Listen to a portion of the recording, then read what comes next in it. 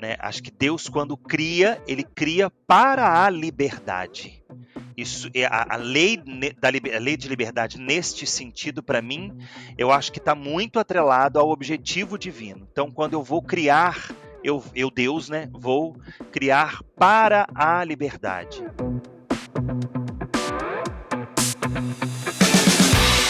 Bem-vindo ao nosso podcast espírita. Discutimos temas gerais do espiritismo e da vida, sem pretensão de sermos donos da verdade.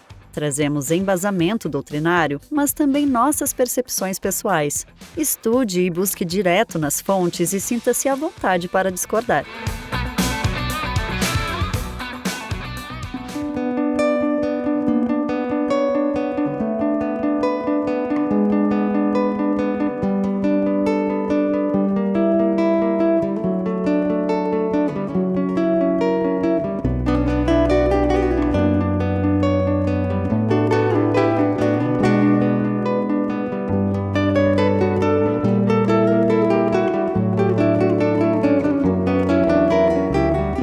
O Espírito sopra onde quer, mais sutil que o ar, sopra ao vento, pensamento.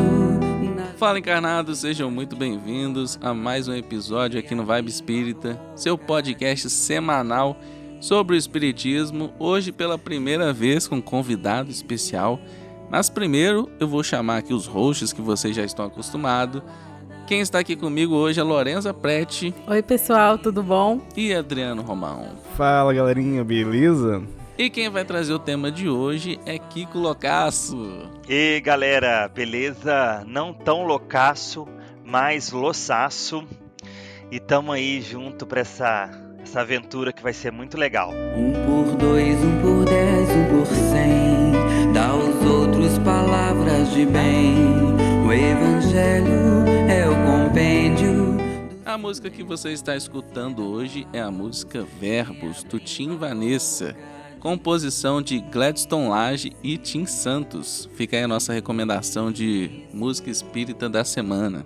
Semana passada não tivemos interação, pelo visto o episódio não foi tão polêmico igual os anteriores, mas independente da polemicidade do episódio, você pode estar sempre interagindo com a gente aí. Qualquer interação é válida e a gente sempre vai trazer aqui pro episódio, tá joia? Dito isso, Kiko, fala pra gente quem é você na fila da encarnação. Então, galera, eu acho que eu sou um dos últimos lá, né? Tenho a nítida impressão de que eu posterguei muito reencarnar, mas não tem jeito, tem uma hora que a gente é cuspido aqui pra baixo, né? Baixo entre aspas, mas aqui pra terra. E estamos aí tentando entender qual é desse rolê e tentando colaborar um pouquinho, aprender um pouquinho, né? E vamos em frente. Kiko esse que inclusive foi coordenador da mocidade, da juventude minha e do Adriano quando a gente era criancinha. E também teve a participação especial no final do episódio 2, né? O último áudio lá que encerra o assunto é dele, inclusive. Volta lá e ouve. Se vocês estão pensando, nossa, como eles são naturais, né? Mal sabem vocês, estamos gravando pela segunda vez. Nossa, na moral. Eu esqueci de colocar pra gravar. Então todo esse início já estava pré-ensaiado. Não, é bom que... Apesar de parecer muito natural. No primeiro corte, tava falando sobre teatro, né? E das vivências de todo mundo. E no segundo corte, a gente conseguiu provar que todo mundo sabe gravar bem um texto, bem rápido, e por aí vai. E como já não estamos mais com disposição para fazer uma longa introdução, vamos para o tema de hoje. É isso. Alfa e ômega dos atos. Alfa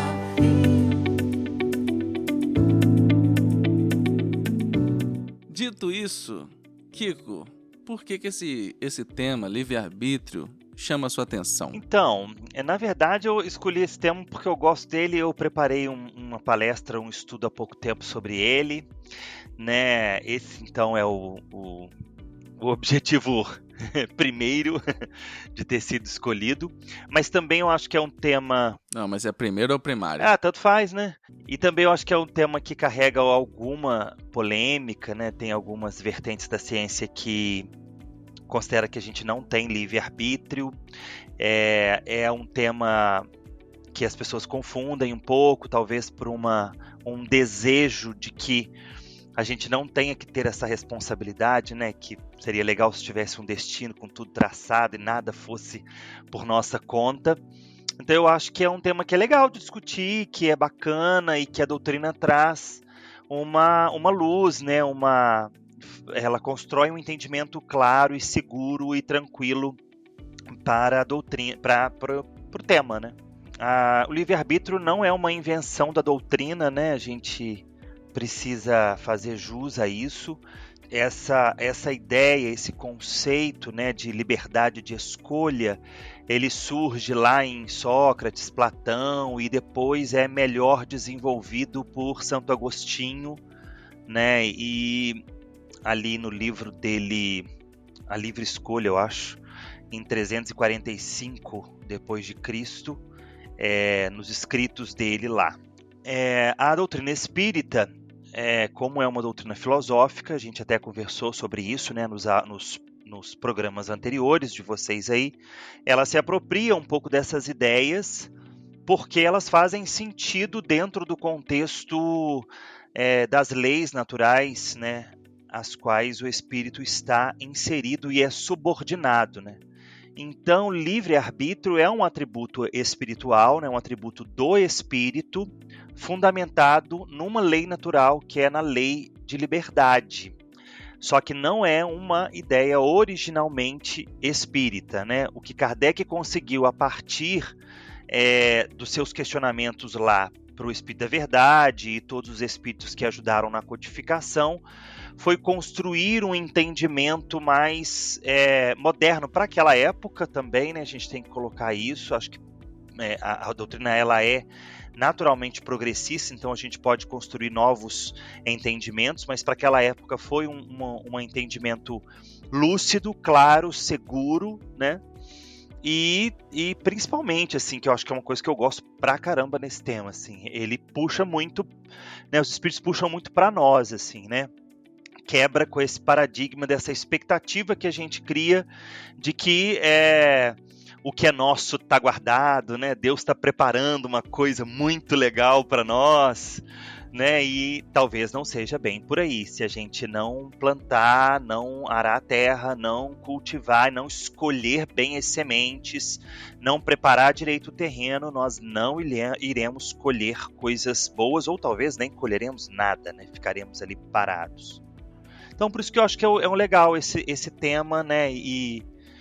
E aí eu acho que Kardec e os espíritos se alinham bem, né, com essa ideia inicial ali de Sócrates, Platão e Santo Agostinho. Honestamente, eu nunca pensei que o livre-arbítrio fosse algo que tivesse origem fora da religião, porque para mim parece um termo muito carregado de religiosidade.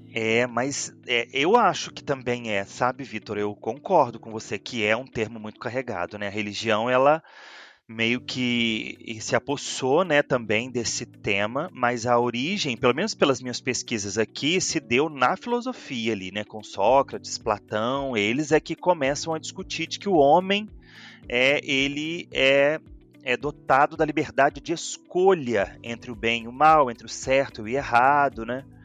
E aí Santo Agostinho, ele direciona um pouco mais, não é que direciona, mas aprofunda um pouco mais, trazendo para o aspecto moral, né? Sócrates e Platão, eles se atêm um pouco mais à questão da ética ali, do convívio social, enfim. Santo Agostinho, como um religioso, ele traz mais para a questão da moralidade. Mas se a gente for parar para pensar, no Evangelho de Jesus, você tem ali elementos, né, que corroboram um pouco essa ideia do livre-arbítrio ali, né, da livre escolha, da tomada de decisão a partir de uma opção ou outra, né, do indivíduo. Quando eu estava dando uma pesquisada, né, nessa parte da origem, eu vi mais forte sobre Aristóteles. E aí, os termos que ele traz, quando ele vai falar dessa temática, são principalmente virtude, racionalidade, deliberação. E isso tudo remete muito, sim, à época filosófica. Se a gente for pensar, a filosofia, ela surge exatamente para dar explicações racionais a tudo que existe, né? A gente já tinha a crença muito antes da filosofia, a gente tinha os deuses e por aí vai. E essa transição para a filosofia é exatamente em olhar para o homem, para as causas e consequências focadas ali no homem e de forma cada vez mais racional. Não que não tenha aspecto religioso em algum momento, como o Kiko trouxe, Santo Agostinho está no nome, né? Um santo bem grande. Então temos muito aspecto ainda moral, temos algum aspecto religioso ainda, mas fato é que a filosofia ela começou essa introdução racional para explicar tudo que a gente vive. E aí surgem as explicações como o livre-arbítrio, né? Mas é importante, eu acho, a gente ressaltar por que está tão forte como algo religioso pra gente. Primeiro, porque nós somos um país muito religioso. Religião é uma coisa muito forte pra gente. E segundo, porque ela vem acompanhada de palavras como virtude, por exemplo. E escolha de bem e mal, isso tudo é muito religioso. Parece que a religião ela está sempre falando desse bem e do mal, de revezar tudo isso, de boas escolhas, de ser mais virtuoso e por aí vai. Então são termos que a gente associa muito fácil à religião, porque a religião, principalmente a cristã, fala de fato sobre isso, né? Aristóteles também está na minha pesquisa, tá? Eu que acabei esquecendo de mencioná-lo, mas Platão, Sócrates e Aristóteles, me perdoem. Mas eu entendo também que, talvez um aspecto, né, de se tornar uma conversa mais religiosa se dá também porque no campo da lei humana, as leis em si, elas cerceiam o nosso livre-arbítrio de alguma forma e a gente não para mais pra pensar sobre isso, sabe?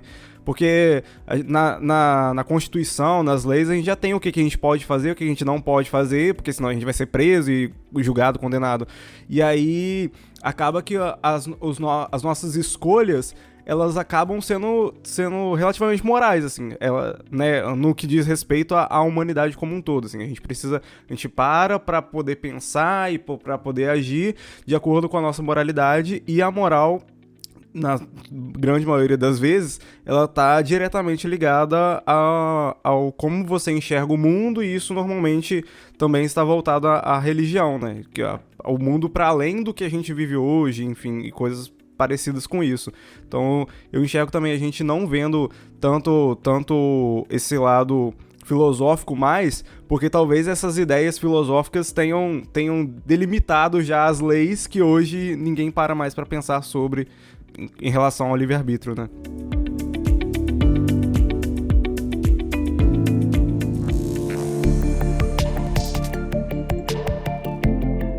E como que o livre-arbítrio ele funciona enquanto nós como espírito? Isso, legal. Acho que aí é que a luz da doutrina espírita é bem forte, assim, né, para nós.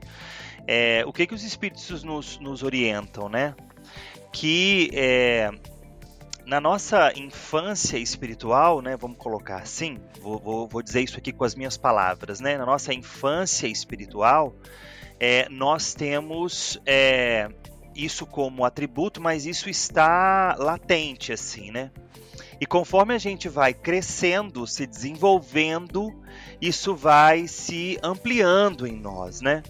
Então, de acordo com que o espírito evolui, ele vai apoderando da capacidade, né, ou da possibilidade de decidir sobre a vida dele. Então, o livre-arbítrio, o uso do livre-arbítrio, ele está diretamente ligado, né, o maior ou menor uso do livre-arbítrio está diretamente ligado à evolução do ser espiritual.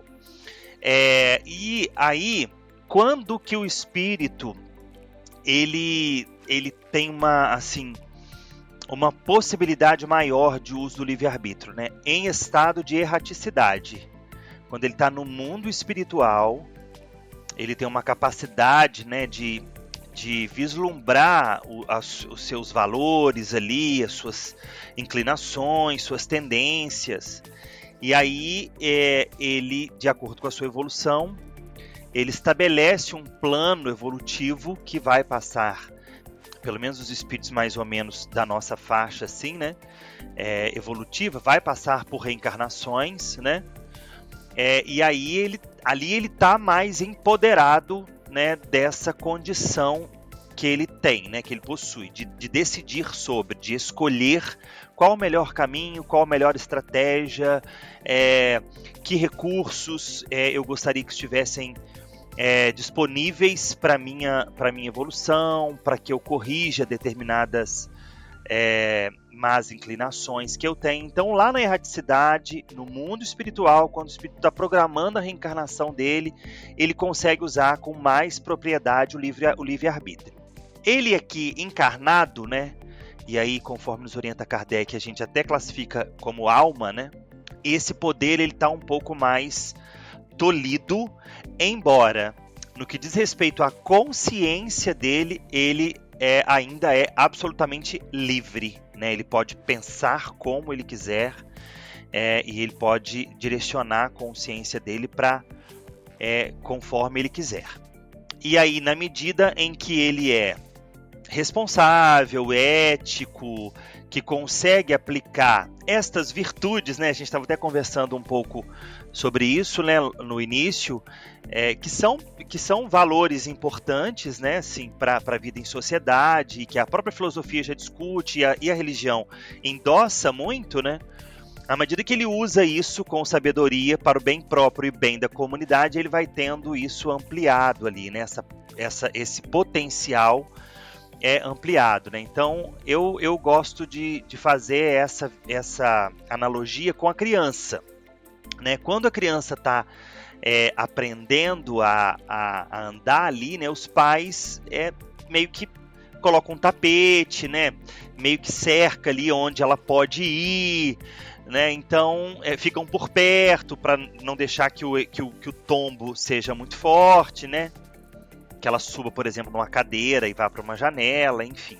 Conforme a gente vai se desenvolvendo, nossa inteligência vai se desenvolvendo, a gente vai ter maior ou menor capacidade de discernimento sobre aquilo que a gente está vivenciando e experimentando. Sabe o que me deixa curiosa? É que eu não sei se eu considero isso o livre-arbítrio ser tolhido, sabe? Eu não sei se eu considero uma limitação do livre-arbítrio. Me parece muito mais uma limitação de consciência, porque lá na questão 122, né, a resposta fala que o livre-arbítrio se desenvolve à medida que o espírito adquire a consciência de si mesmo. Então eu não consigo ver, porque a gente gosta tanto desse modelo punitivo, que às vezes parece que a gente encarna e o nosso livre-arbítrio ele fica limitado. Mas ele tá limitado a quê? Sabe? Quem que limita? Não, mas isso foi muito legal, essa sua colocação.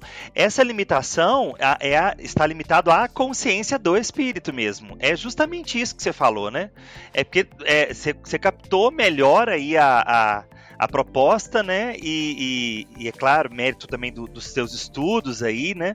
Mas é isso, o que limita essa possibilidade é a consciência do ser, né? Que, de certa forma, ela tá um pouco, vamos chamar de embotada pela encarnação, né? A gente sabe que isso acontece, mas assim, não significa que né, ou um decreto divino reduziu ali o potencial de livre-arbítrio do espírito. Não é isso, né? Ele tá ali com toda a sua força, com toda o seu, né? Absolutamente, né? Ele está, só que a consciência do indivíduo espiritual não sabe como utilizar isso de forma que vá trazer benefícios para si mesmo, né? Para ele e para quem está no grupo de convívio, de sociedade dele ali, né? Então é a consciência que limita, né? A consciência espiritual é que limita mesmo. Se ele expande isso, ele expande a possibilidade de usar o livre-arbítrio dele. Não, é porque uma parada que eu acho interessante, assim, dessas discussões sobre o livre-arbítrio, não é só o que a gente faz com ele, né? Porque, assim, acho que a gente olha bastante sobre essa questão do bem proceder, né? Que quando a gente é criado, a gente toma as nossas escolhas e a gente pode tomar caminhos bons ou caminhos ruins, mas, enfim, e a responsabilidade, como vocês bem disseram, a responsabilidade perante as nossas escolhas tá de acordo com o grau de consciência que a gente tem. Então, assim, a gente vai, de certa forma, a punição talvez não seja a melhor palavra, né? Mas ser responsabilizado, né? Sobre os nossos atos, mas quando a gente não tem essa consciência, quando a gente é criado simples e ignorante, essa responsabilidade ela é muito menor, né? É um pouco sobre o que a gente estava falando em algum momento, em algum outro episódio, talvez, ou fora do ar, sobre como que, por exemplo, os povos antigos, a responsabilidade deles é muito menor em relação, por exemplo, eu mato pra comer, mas quando você tá preocupado com a sua subsistência, o seu, não é que o seu livre-arbítrio é podado, mas é que a sua consciência perante aquilo que é necessário é muito menor, né? Então você faz coisas que normalmente, se você estivesse na plena condição de vida, você não faria, porque, enfim, é tipo Jogos Vorazes, que eu tô reassistindo agora, é mais ou menos os Jogos Vorazes, assim, se você tá num circo pegando fogo com os leões, você vai fazer o que for preciso pela sua sobrevivência. E mais que isso, muito mais responsabilizada é a capital do que os distritos. É verdade. Em cima disso que vocês estão falando aí, tem duas coisas que eu queria complementar, assim, né? Uma é que o contexto, né, gera atenuantes. Isso é uma realidade, né? Assim, então isso é uma questão importante, assim. Eu ia até desenvolver isso em algum momento da nossa conversa, né? Mas tem paradigmas que vão, de alguma forma, nortear as possibilidades de escolha do espírito, né? A inteligência, a gente já citou, que é um paradigma, né? Conforme o espírito vai ganhando consciência, né? Capacidade de raciocínio, ele pode ampliar essa capacidade de escolha, mas a cultura é um fator de contexto que vai nortear determinadas escolhas, decisões, né? A necessidade também, e tem a contingência, né, que está muito vinculada aí a essa questão do contexto. A contingência vai te direcionar para algumas escolhas e isso pode gerar atenuantes para as consequências legais, né, das consequências divinas legais, a partir das suas escolhas. Mas o que eu queria comentar, a segunda coisa que eu queria comentar em cima do que o Adriano falou, é que um exercício que acho que a gente precisa fazer é de parar de olhar a evolução ou a existência, e eu não estou falando de uma encarnação, tá? Estou falando de existência de maneira binária, né? A gente é muito mal educado nesse sentido, né? Certo, errado, bem ou mal, né? Então, assim, na verdade, quando a gente é criado simples e ignorante, a gente escolhe caminhos, né? E eles não estão ali na sua essência, no start disso, classificados como bem ou mal, ou certo e errado, né? Ou mais fácil ou mais difícil. Não é por aí, né? Tudo é experiência para o crescimento do espírito. E a maneira como ele vai lidando com isso. E um fator que é importantíssimo, que precisa ser considerado, né? Os outros espíritos que estão na senda evolutiva junto com ele. Isso também tem uma influência mútua ali, né? Isso vai norteando a criatura, né? As interpretações que ele vai tomando a partir daquelas experiências, né? Então, assim, a grosso modo falando, né? Se uma determinada comunidade entende que o canibalismo, né? Ok, tá tudo bem e é isso mesmo, cara, o espírito que tá ali começando a dar os primeiros passos na sua capacidade de raciocínio não vai ser cobrado por isso, né, cara? Ele não tá nem passando perto da ideia de certo ou errado. É aquilo ali, é a forma de aprendizado que ele vai ter. E para ele sair daquela condição, ele vai ter que se encontrar com outros espíritos que já saíram dessa condição, né? Às vezes esses espíritos vêm habitar essas comunidades para trazer o novo, o diferente, uma ideia mais evoluída daquilo ali. E aí assim que a gente vai saindo da caverna, né, e vai chegando mais próximo da luz.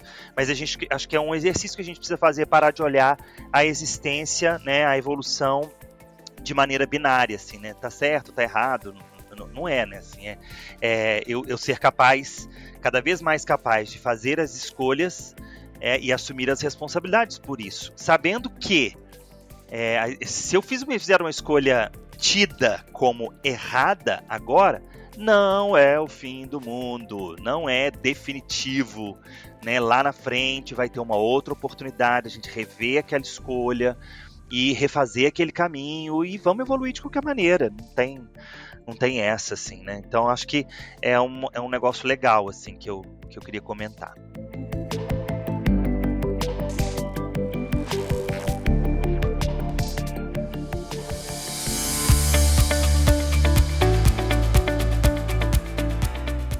Quero deixar nítido para nossa audiência que essa limitação ela é também e muito relacionada à questão orgânica.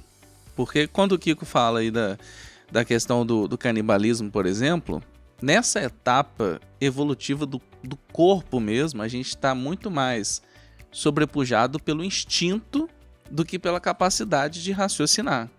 Então eu não vejo muito como um tipo de limitação divina, mas muito uma limitação do meio, da ferramenta. Não adianta você comprar um Fusca e achar que vai fazer 200 km por hora, entendeu? Quando a gente vai evoluindo, à medida que o nosso corpo vai evoluindo, à medida que a máquina vai evoluindo.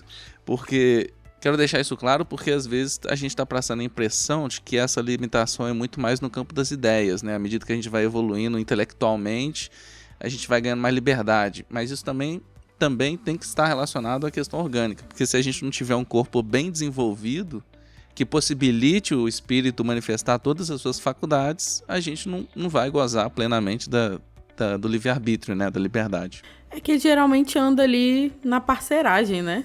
Se você tá com o intelecto mais desenvolvido, talvez a chance do seu corpo já tá um pouquinho mais desenvolvido também é maior, né?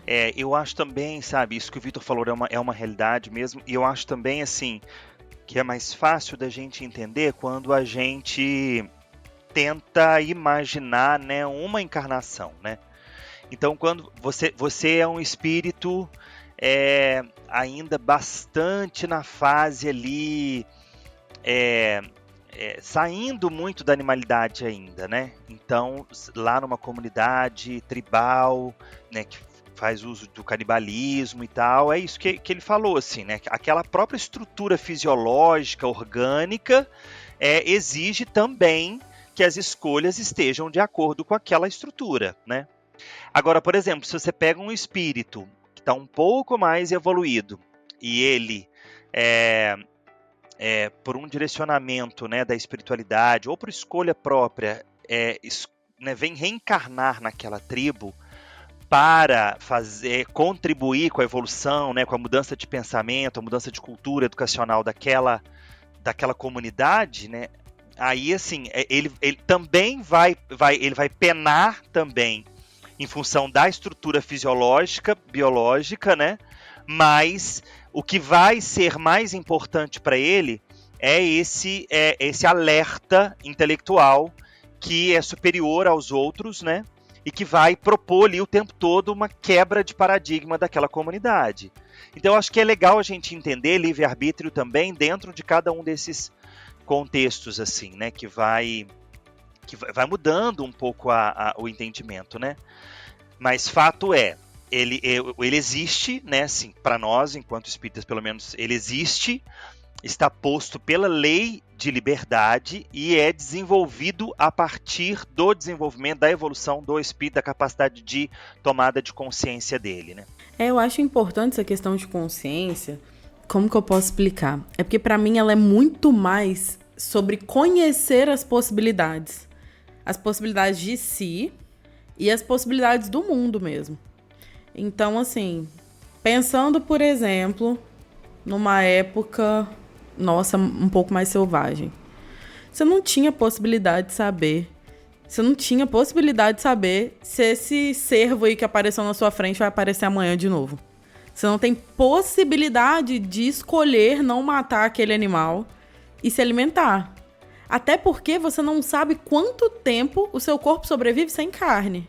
Quanto tempo ele sobrevive sem aquela energia. Você não tem nem consciência completa ainda das necessidades do seu corpo. Você está vivendo ali ainda com um instinto muito mais intenso. A partir do momento que eu passo por algumas dessas privações, a partir do momento que eu me desenvolvo quanto sociedade, que eu compartilho experiências, eu vou percebendo limites até orgânicos. Limites até orgânicos. Eu sei, não, pô, tá tranquilo eu não praticar canibalismo, porque eu sei que tem outras coisas que vão me sustentar e outras coisas que vão aparecer. Então, a nossa sociedade ela vai tomando padrões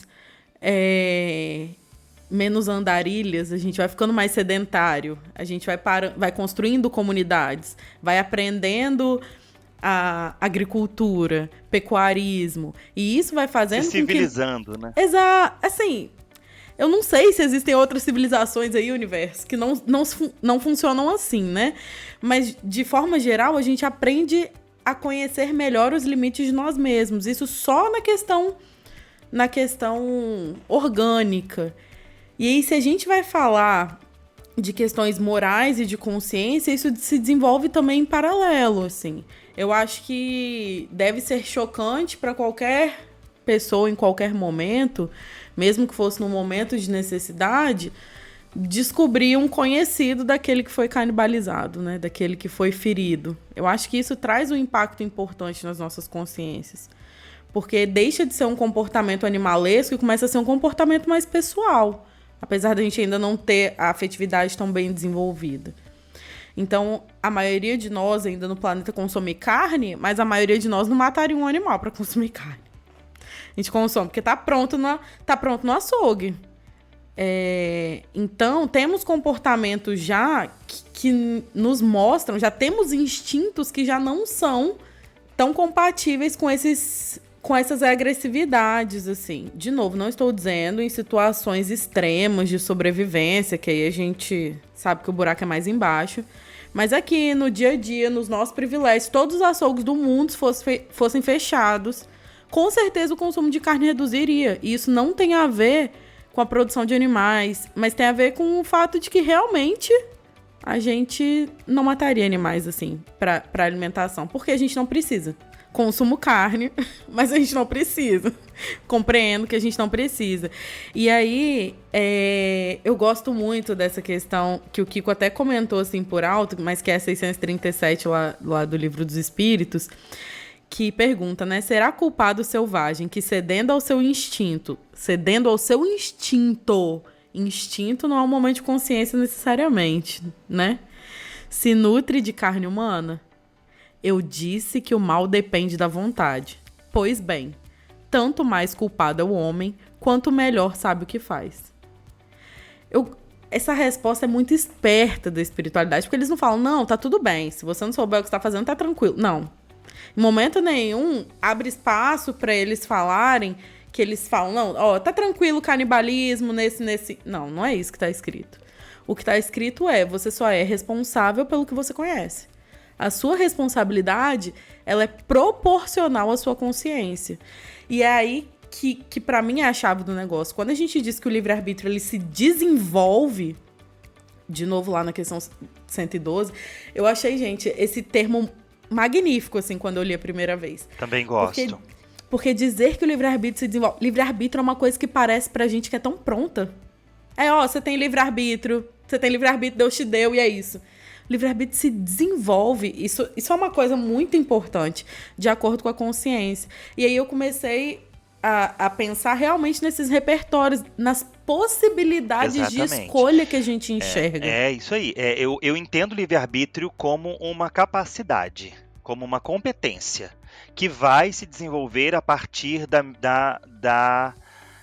do ampliar da minha consciência. E aí, saindo, né, desse aspecto, desse ponto, não vamos chamar de aspecto, não, desse ponto ali ainda da sociedade bem animalizada, a gente pode vir para a sociedade atual, né, e pensar livre-arbítrio de acordo com as nossas necessidades sociais, fisiológicas, né, mas dentro do contexto moderno, assim, né?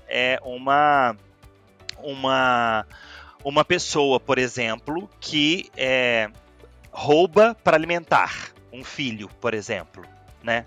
É diferente de uma pessoa que rouba por roubar, assim, pelo simples ato de subtrair algo de alguém, assim, né?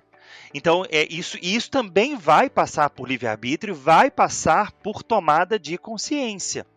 Porque você pode ter espíritos com a consciência ampla, né, que vai buscar outras alternativas ali, né, para poder alimentar aquele filho, né, que não seja roubar, mas que num momento de sombra e luz, ele pode se deixar levar, ele pode dar uma deslizada, assim, porque ele também tem essa coisa lá do passado. Por que eu estou dizendo isso, assim, tentando trazer para a modernidade, assim?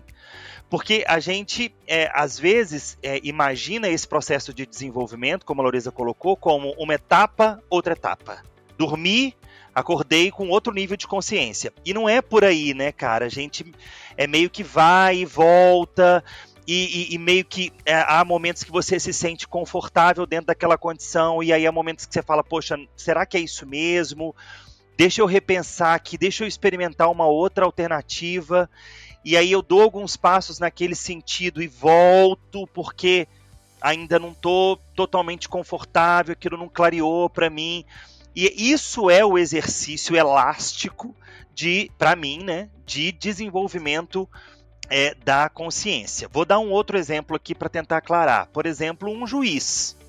Você pode ter um juiz de direito, que é um cara com uma consciência ampla, vamos botar aí, né, só para ilustrar, cristão, caridoso, amoroso, que tem uma ideia de ser humano que não é mal por natureza, né, que consegue racionalizar a questão da punição de outra maneira como a sociedade coloca, mas ele está inserido dentro de um sistema. E aí ele vai ficar o tempo todo naquele conflito que é dolorido, mas é saudável, né? De ficar ali, tentando atender a uma demanda que já está posta pelo contexto social, mas ao mesmo tempo forçando uma barra. Será que não dá para a gente repensar? Será que, né, não tem atenuantes aí que a gente não tenha brechas na lei que a gente... Isso vai depender da amplitude da consciência desse espírito. E ele vai estar ali, naquele exercício, ir lá e cá, ir lá e cá. Poxa, eu acredito naquele... Não acreditar no sentido dele ter feito ou não, cometido ou não um crime, tá? Mas eu acredito naquele ser espiritual que está em evolução, que em função de uma série de questões resvalou pelo caminho do crime, e eu quero muito que ele encontre alternativas de se redimir e de melhorar e de se corrigir. Só que a sociedade não oferece isso. Não consegue oferecer. E eu, enquanto juiz, não posso ser fraco aqui agora, assim, né? Dentro desse contexto social. Então eu vou estar vivendo esse conflito. E esse conflito, para mim, esse fermentar dessa capacidade, dessa potencialidade como liberdade de escolha, assim, né? De decidir. Então talvez ele vai tomar uma decisão que é um proforme ali.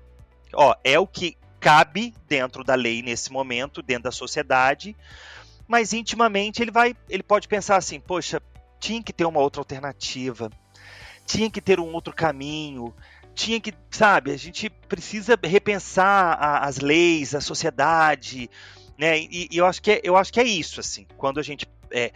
quando eu estou falando disso, eu estou tentando falar, né, do desenvolvimento do livre-arbítrio atrelado ao desenvolvimento consciencial, a quebra desse paradigma binário, né, ou de uma etapa, outra etapa, não, a gente está ali flutuando, né, e ao longo do tempo, e aí ao longo mesmo, né, você vai se aproximando mais da verdade, da luz, né, do bem e do amor na sua integralidade ali.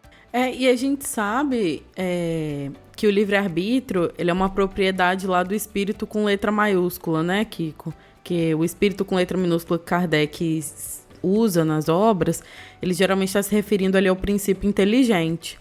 Mas tem uma certa diferença aí da individualidade, do ser. E aí é quando a gente começa a usar o espírito lá com letra maiúscula.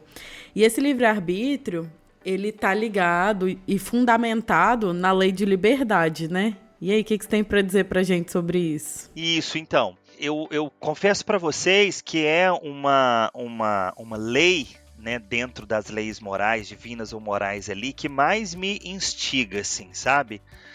Até que me causa, assim, de certa forma, alguma confusão. E aí eu volto sempre nela, porque à medida que a gente vai amadurecendo e vai entrando em contato com outros textos, outras ideias, né, a gente vai também angariando capacidade, competência de entender alguma coisa que num outro momento você não entendeu. Então eu volto bastante. E aí, assim,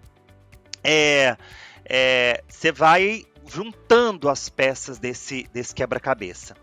E aí a lei de liberdade, né, eu acho que ela está muito, resumindo aqui, né, eu acho que ela está muito linkada ao objetivo da criação divina, né? Acho que Deus, quando cria, ele cria para a liberdade. Isso, a lei de liberdade, neste sentido, para mim, eu acho que está muito atrelado ao objetivo divino. Então, quando eu vou criar, eu Deus, né, vou criar para a liberdade. Só que, como eu quero que as minhas criaturas, que os meus filhos se desenvolvam por si mesmos, né, eu vou criar alternativas, né, colocá-los em situações em que eles vão o tempo todo testar essa liberdade e vão, além de testar essa liberdade, vão entender que a liberdade, ela está diretamente relacionada à responsabilidade. Quanto mais livre eu, enquanto espírito, posso chegar a ser, maior a minha responsabilidade para quanto as minhas ações, minhas atitudes, meus pensamentos, a movimentação toda que eu faço. Então, e aí dentro desse contexto entra o livre-arbítrio, né? Como potencialidade da consciência espiritual, né, de fazer escolhas tentando acertar. E eu acho que é prova desse objetivo divino e da misericórdia divina, assim, sabe? Olha, eu estou te criando aqui, eu quero que você viva determinadas experiências para entender o quanto eu te construí, eu te fiz em potencial grande. Né? Jesus falava isso com a gente, né? Vós sois luzes, né? Vós sois deuses.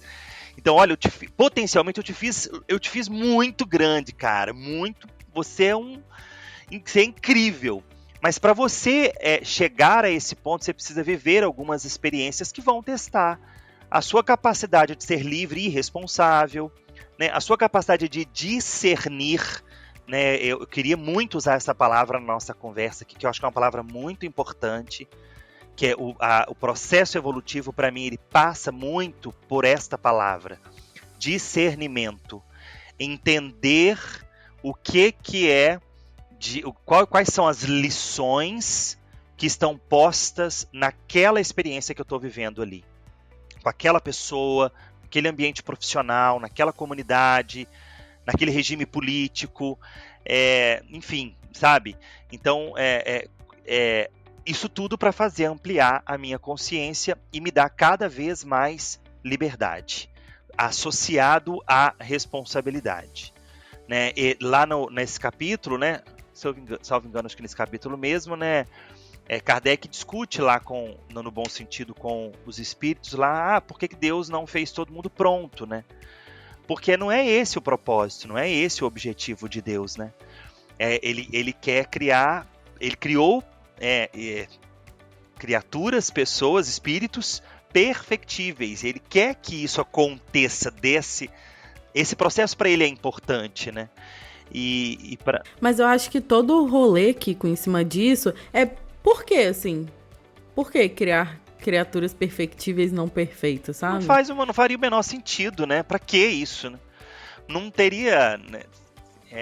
Eu acho que pensar em criar criaturas perfeitas é diminuir diminuir Deus. É diminuir Deus, assim, sabe? Assim, vou fazer alguma coisa pronta aqui, que eu... vou fazer por fazer. E eu acho que não é essa a proposta. Então eu acho que lei de liberdade está inserida dentro desse objetivo de evoluir, de fazer o espírito desbravar as suas potencialidades ali. E dentro desse contexto está a questão do livre-arbítrio. Não sei se eu consegui ser claro, mas esse é o entendimento que eu tenho.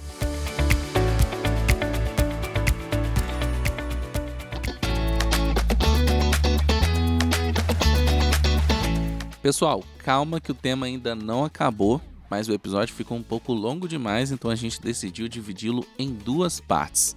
Então semana que vem a gente volta com a parte 2 do episódio sobre livre-arbítrio, mas mesmo assim não deixe de interagir aqui embaixo, comentar que no episódio 6, quando a gente terminar de encerrar o assunto sobre o livre-arbítrio, a gente vai trazer todos os comentários e interações que a gente tiver a respeito desse tema, beleza? Não se esqueça de avaliar o nosso podcast, compartilhar com amigos, com família, grupo no WhatsApp, lá no seu centro espírita, que isso ajuda demais aqui no nosso trabalho, tá joia? Muito obrigado por terem escutado até aqui e nos vemos semana que vem.